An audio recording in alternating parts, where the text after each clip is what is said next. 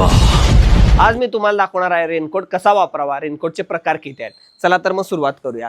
पहिला रेनकोट आहे तो म्हणजे लहान मुलांचा रेनकोट। असा हा रेनकोट असतो आणि लहान मुलं अशी गाडीवर बसतात घालून, पण अर्धे निम्मे उघडेच असतात, त्यामुळे असं फाटू शकते ते रेनकोट।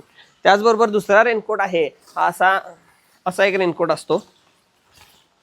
असा फार मोठा रेनकोट येतो, हा हेवी असतो, डिक्कीत बसत नाही। आणि पहिल्यांदा रेनकोट घालताना काय करायचं, त्याचे हात असे सरळ करून घ्यायचे आहेत आणि रेनकोट असा घालताना पहिल्यांदा झटकायचा आहे। म्हणजे काय होतं, साप वगैरे जाऊन बसला असेल त्यामध्ये तर ते सोपं पडते, म्हणजे चावत नाही आपल्याला।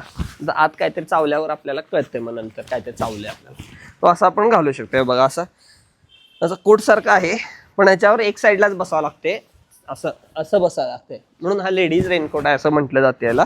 पण तरी सुद्धा काय एवढा फायदेशीर नाही आहे हा रेनकोट आहे। हा झाडून घ्यायचा आहे व्यवस्थित आणि असं घालायचं आहे। ही वरनाशी टोपी घालायची आहे त्याला। पहिल्यांदा पॅन्ट घाला, मग चप्पल घाला, नाही तर प्रॉब्लेम होतोय। पहिल्यांदा पाय असा करायचा आहे, जास्त फाकवायचा नाही, तर मधनं फाटू शकते।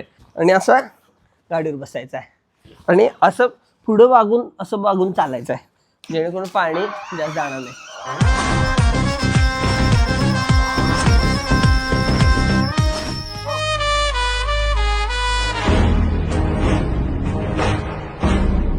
तर यापूर्वी तुम्ही असा कधी रेनकोट वापरला होता का, रेनकोट कधी घातलाय का, हे मला सांगा कमेंट बॉक्समध्ये। आणि हा व्हिडिओ उपयुक्त असेल तर फॉलो करायला विसरू नका।